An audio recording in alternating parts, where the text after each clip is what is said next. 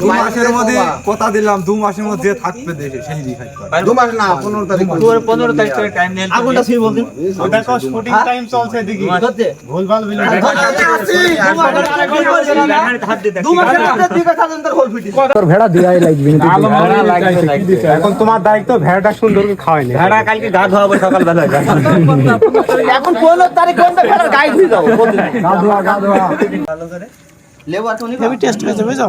লেবু নিবা? রাতুনি হাতে রান্না হেভি টেস্ট, অনেক সুস্বাদু। খুব সুন্দর হয়েছে। 2 মাসের মধ্যে কথা দিলাম, 2 মাসের মধ্যে থাকবে দেশে সেই দেখাই। 2 মাস না 15 তারিখ। 15 তারিখ থেকে টাইম নেই। আগুনটা ছুঁই বলদিন। ওটা কো শুটিং টাইম চলছে দেখি। ভুলভাল বিল।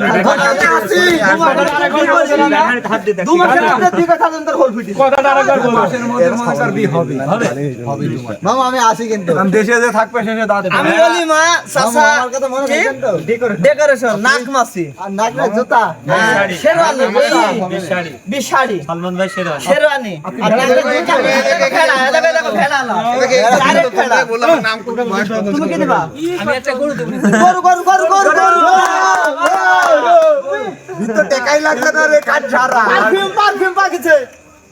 তাহলে বিনা খরচে বিয়ে আছে। তুমি কি দিবা? তুমি টুপি মাথায় টুপি। ভাইয়া কি দিবা? শেরওয়ানি গোড় মারলে ভেড়া দেখ কাপার, তোর ভেড়া দিয়াই লাগবে না। ভেড়া লাগবে। এখন তোমার দায়িত্ব ভেড়াটা সুন্দর করে খাওয়াই না। ভেড়া কালকে গা ধোয়াবো সকাল বেলা। এখন 15 তারিখ কোনটা ফেরার গাইড হয়ে যাও।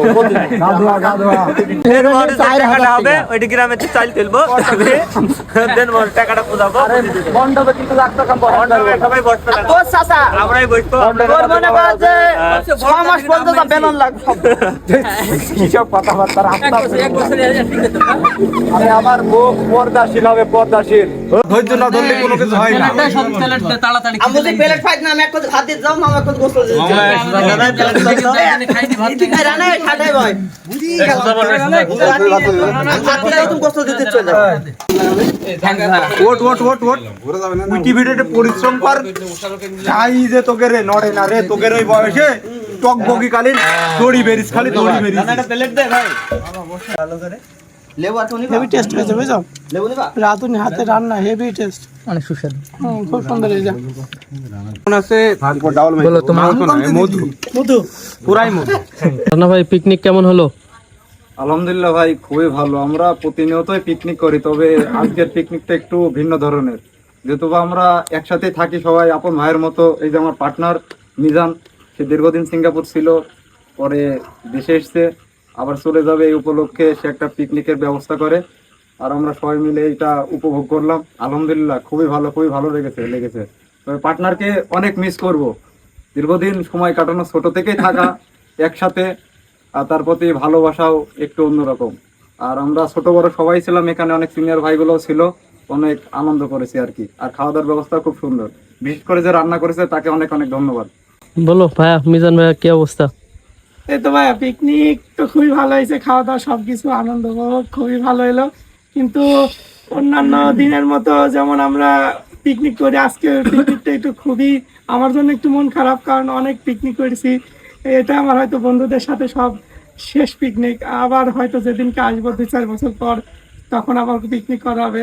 তবে আর কি সবাইকে খুব মনে পড়বে, বিশেষ করে আমাদের ফেলোরি স্কোয়াডে যে পোলাপাইন আছে আর কি, মিনারুল, সালাম, রাশেদ, তার সালমান ভাই, সজীব মামা, এদের তো খুবই মিস করবো।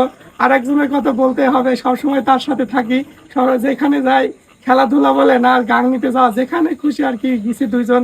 সেটা হচ্ছে আমার পার্টনার রানা ভাই, তাকে সত্যি খুব মিস করবো। কারণ সিঙ্গাপুরটা আসার পর থেকে আমি তার সাথে বেশি সময় কাটাইছি। তো সব মিলে আর কি সবাইকে এই গ্রামে সবার কথা মনে পড়ে ভাইয়া, খুবই মিস করছি। আমার জন্য খুবই খারাপ লাগছে যে আগামীকালকে চলে যাবো। বন্ধুদের ছাড়া কেমন একটা লাগছে। তবে আবার একটা ভালো দিক যে বিদেশে যাবো, সেখানে আমার গ্রামের অনেক বন্ধু আছে, তাদের সাথে দেখা হবে। তো আর কি মোটামুটি সব মিলে আর কি খুবই একটা ভালো পিকনিক উদযাপন করলাম, আনন্দ উপভোগ করলাম। তো আমি চাই যে আর একটা কথা হচ্ছে, আমরা হয়তো সালমান ভাইয়ের ভিডিও আমাকে আর হয়তো আগামী কয়েক বছর দেখতে পারবেন না।